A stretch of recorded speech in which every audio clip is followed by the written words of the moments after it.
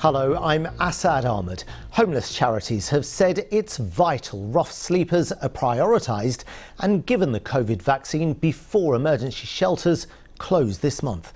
The call comes days after a significant rise was recorded in the number of homeless people testing positive after a winter when many shelters were unable to open. Thomas Magill reports from one that did.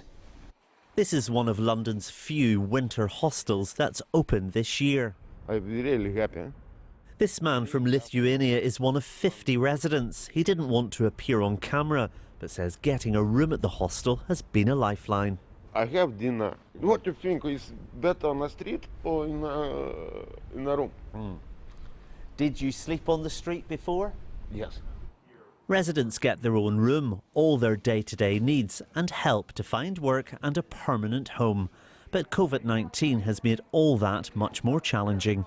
There are fewer opportunities for those who are interested in working. Well, there's one person who has just moved into the hostel last week. She's probably in her early to mid 40s. She's someone who has a master's degree, has a PhD.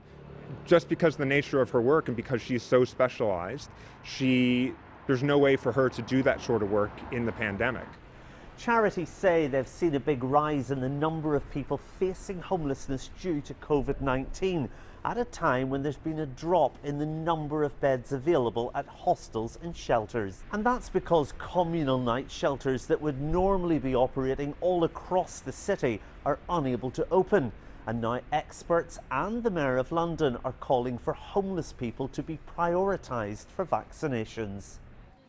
Experts say that's vital before the winter shelters that have been able to operate close next month. If people aren't vaccinated before then, it's going to be much harder to help them to register with GPs and, as I say, to identify the health conditions that mean that they need to be prioritised.